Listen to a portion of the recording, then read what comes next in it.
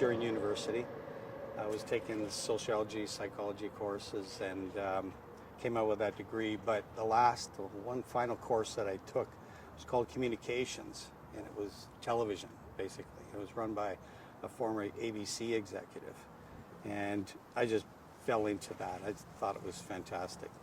But I did go on to social work for a short term, and in that, I just couldn't see myself continuing with that, and wanted to try the film business. So I started handing out resumes and going door to door until I finally got onto some commercials. What was door to door back then? Was it 1981, 82? 81, 82, yeah, and literally pounding the pavement, dropping resumes, your PA resume off at every commercial place. Anything that was production related, I put a resume into. This was in Edmonton, actually. Okay. Yeah, it was in Edmonton, and it had a small industry, very, the jobs were short-lived. It was mostly commercials, Ford commercials, and things like that, on local commercials at that. I worked with Jamie Farr on one of them because he was doing dinner theater in Edmonton.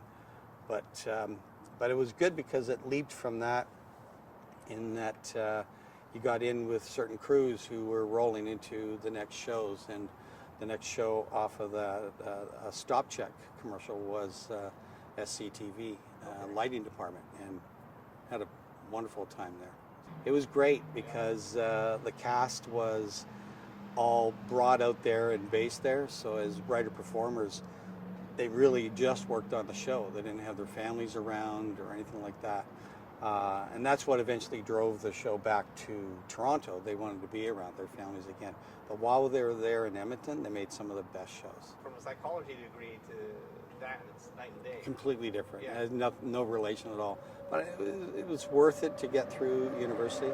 I'm pushing my son the same way.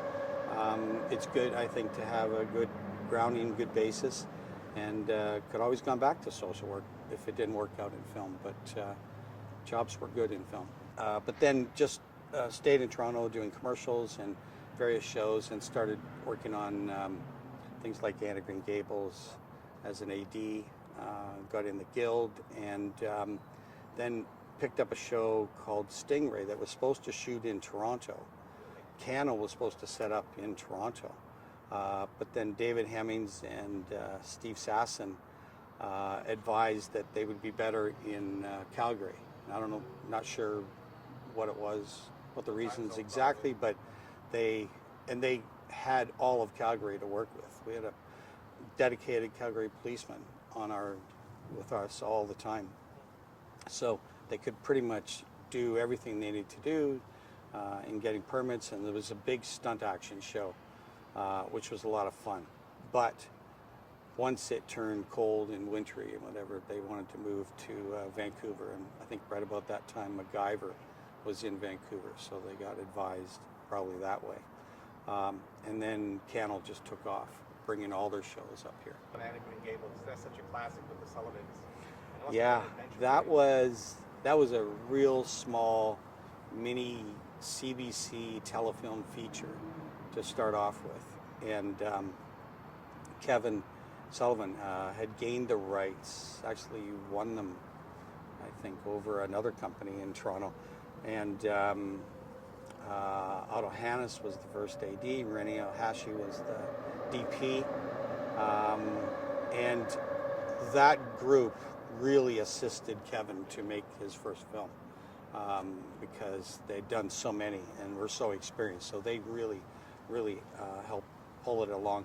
Kevin and his wife did a fantastic job long term with the series and everything that went on, but that was incredibly fun.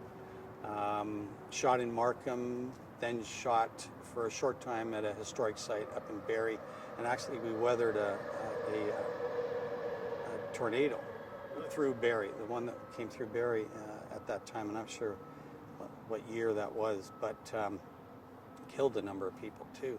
But we had to pack up very quickly, and actually all of our lights and generators moved into the damaged area and lit up the area so they could do whatever recovery they needed to do. So our Jenny Ops and whatever, and transport people worked through the night to help them, which was kind of interesting. But Henry Green Gables turned out really well.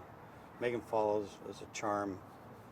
Skylar, all those ladies were great people to work with. And you could feel that the industry was beginning to build because you started hearing of various shows. I know that Steve Sasson and Matt Herman at Cannell were getting constantly calls of other producers asking what's it like up here, and they would advise them and tell them the pitfalls and things they needed to know before they made the leap. But between what Paramount was doing and Cannell was doing, they just drove a lot of series business up here.